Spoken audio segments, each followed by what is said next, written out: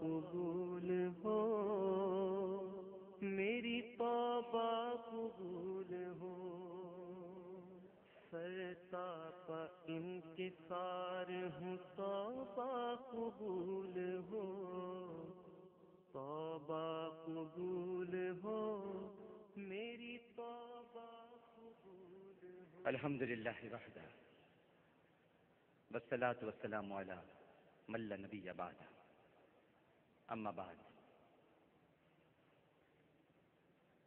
ناظرین کرام اور حاضرین محفل، سب کو انتہائی ادب، محبت، احترام اور خلوص کے ساتھ السلام علیکم۔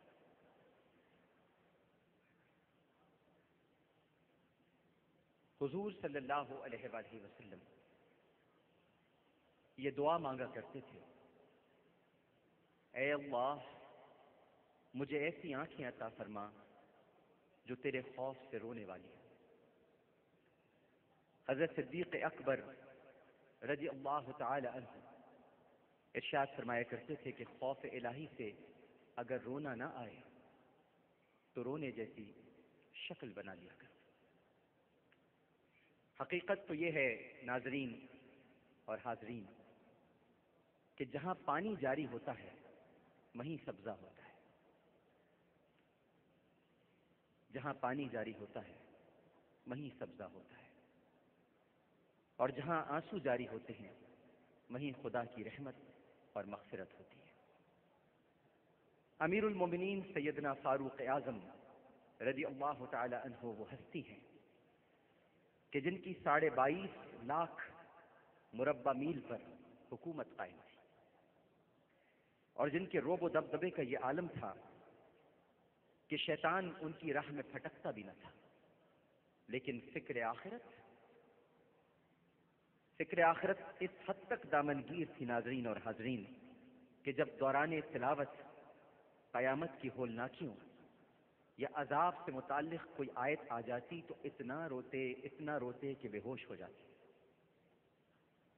علامہ ابو اللیث سمرقندی رحمہ اللہ تعالی ارشاد فرماتے ہیں کہ 7ویں آسمان پر اللہ سبحانہ و تعالیٰ کے ایسے فرشتے ہیں کہ اللہ تعالیٰ نے انہیں جب سے پیدا کیا ہے برابر سجدے میں ہیں، اور اللہ تعالیٰ کے عذاب سے انتہائی خوف زدہ ہیں۔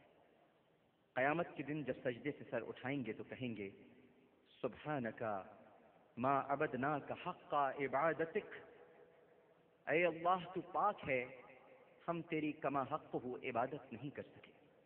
حالانکہ اللہ سبحانہ و تعالی خود ان کی یہ شان بیان فرماتا ہے کہ یخافون ربهم من فوقهم ویفعلون ما یؤمرون، وہ فرشتے اپنے رب سے ڈرتے ہیں کہ جس چیز کا انہیں حکم دیا گیا ہے وہی کرتے ہیں، اور ایک لمحہ بھی اس کی نافرمانی میں نہیں گزارتے، لیکن اس کے باوجود ان فرشتوں کا یہ حال ہے۔ یزید رقاشی رحمہ اللہ تعالی ارشاد فرماتے ہیں کہ عرش کے گرد اللہ تعالیٰ کے کچھ ایسے فرشتے ہیں جن کے آنسو قیامت تک نہروں کی طرح چلیں گے، قیامت تک نہروں کی طرح چلیں گے، اور وہ اللہ کے ذکر سے اور ڈر سے اس طرح سے لرزتے ہیں کہ جیسے ہوا ان کو اڑا کر لے جائے گی۔ اللہ تعالیٰ فرماتے ہیں اے میرے فرشتوں تم کیوں خوف کرتے ہو؟ تو وہ کہتے ہیں کہ اے رب ہم جتنی تیری عظمت اور تیری عزت کو جانتے ہیں، اگر زمین والے جان لیں تو کھانا پینا چھوڑ دیں پروردگار، اور بستروں پر نہ لیٹیں، جنگلوں میں نکل جائیں اور بیلوں کی طرح ٹکراتے رہیں۔ اور جہاں تک فخر موجودات سرور کائنات میرے آقا و مولا حضرت محمد مصطفیٰ صلی اللہ علیہ وآلہ وسلم کا تعلق ہے تو آپ تو ناظرین اور حاضرین گناہوں اور برائیوں سے معصوم ہونے کے باوجود فکر آخرت اور امت کے غم میں مستغرق رہا کرتے تھے۔ جامع ترمذی میں حضرت ابو سعید خدری رضی اللہ تعالی عنہ ارشاد فرماتے ہیں کہ اللہ کے رسول صلی اللہ علیہ وآلہ وسلم نے ارشاد فرمایا اے ابو سعید میں کیسے پرتعیش زندگی گزاروں، اے ابو سعید میں کیسے پرتعیش زندگی گزاروں، حالانکہ سور پھونکنے والے فرشتے نے منہ میں سور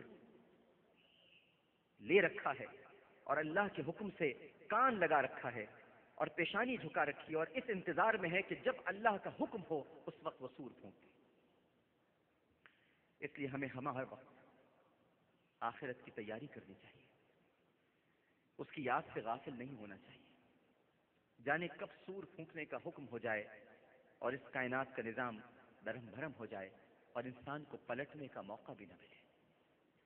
اور دوسری طرف صحابہ کرام رضوان اللہ تعالی علیہم اجمعین، جو اللہ سبحانہ و تعالی اور نبی کریم صلی اللہ علیہ وآلہ وسلم کی کامل اطاعت اور فرما برداری کے باوجود اللہ کی پکڑ سے اس قدر خوف زدہ رہتے تھے ناظرین اور حاضرین، کہ جیسے ہی آخرت کا تذکرہ ہوتا رونے لگتے، ان کی داڑھیاں مبارک آنسوؤں سے تر ہو جاتی، روتے روتے ہچکیاں بن جاتی، تلاوت کرتے ہوئے خدا کے خوف سے آواز نکلنا بند ہو جاتی، اور بعض روتے روتے گر پڑتے اور بعض بستر پر کروٹیں بدلتے رہتے، نیند نہ آتی، اور بعد میں صبح اٹھ کر فجر کی نماز جب پڑھتے تو پھر چاش تک آہو بکا کرتے رہتے۔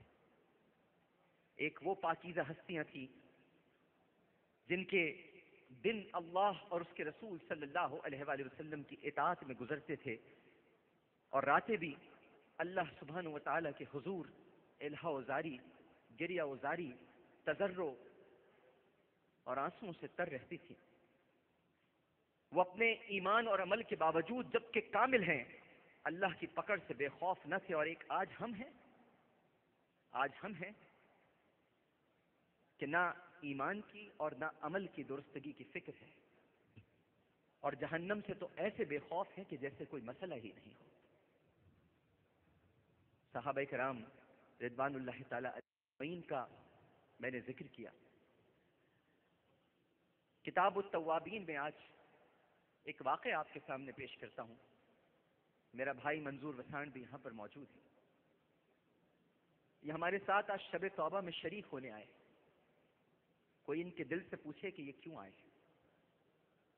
انہوں نے مجھے بتایا کہ میں اس دعا میں شریک ہونا چاہتا ہوں کہ تاکہ میں یہ دعا کروں آپ سب کے ساتھ مل کر کے اس شہر میں امن ہو جائے۔ کتاب التوابین میں حضرت مالک بن دینار کی توبہ کا ذکر ہے، میں آپ کے سامنے ضرور بیان کروں گا۔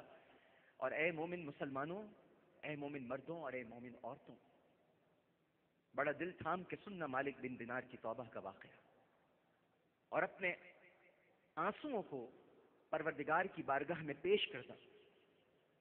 مالک بن دینار رحمہ اللہ تعالی، ان سے ایک بار ان کی توبہ کا سبب پوچھا گیا۔ ڈاکٹر صاحب،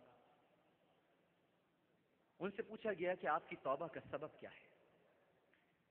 کہنے لگے کہ میں پولیس میں کام کرتا تھا اور بہت شراب پیا کرتا تھا۔ میں نے ایک خوبصورت باندی خریدی، بہت خوبصورت باندی، وہ میرے لیے بہت اچھی ثابت ہوئی، اور پھر میرے ہاں ایک لڑکی پیدا ہوئی۔ اس لڑکی سے مجھے بہت لگاؤ ہو گیا، بہت پیار ہو گیا مجھے اس لڑکی سے۔ میری بچی تھی، میری ننھی سی، میری منی سی بچی۔ اس کے دل میں میری محبت بہت بڑھتی چلی گئی، لیکن ہوتا یہ تھا کہ جب میں شراب پیتا تھا وہ شراب آ کے گرا دیا کرتی تھی۔ میں پھر گلاس بھرتا، وہ پھر آ کے میرا شراب کا گلاس گرا دیتی۔ جب اس کی عمر 2 سال کی ہوئی تو اس کا انتقال ہو گیا۔ اس کی موت نے مجھے دل کا مریض بنا دیا۔ پیار تھا بہت، بیٹی ہے، ننھی سی ہے، 2 برس کی ہے۔ ہمارے پروگرام میں نیکی میں آتے ہیں 2 برس کے بچے جن کے دل میں سوراخ ہے، ان کے ماں باپ سے پوچھے ان کے دل پہ کیا گزرتی ہے جب ان کے بچے نہ کھیل سکتے ہیں نہ کود سکتے ہیں۔ یہ بیٹھے اختیار بیگ، اشتیاق بیگ صاحب، پوچھیں ان سے ان بچوں کے بارے میں کہ جب یہ ان کی خواہشیں پوری کرتے ہیں، اور کوئی بچہ اختیار بیگ صاحب سے آ کر یہ کہتا ہے کہ میری زندگی کی آخری خواہش یہ ہے کہ میں نے کبھی پیٹ بھر کے کھانا نہیں کھایا، مجھے کھانا کھلا دیجیے۔ بچی سے بہت پیار تھا، 2 سال کی تھی، انتقال ہو گیا۔ کہتے ہیں کہ 15ویں شعبان کی تاریخ تھی، 15 شعبان تھی اور جمعے کا دن تھا۔ میں نشے میں چور سو گیا، اور میں نے اس دن عشاء کی نماز بھی نہیں پڑھی۔ میں نے خواب میں دیکھا کہ قیامت قائم ہو گئی ہے، اور سور پھونکا جا رہا ہے اور قبریں پھٹ رہی ہیں۔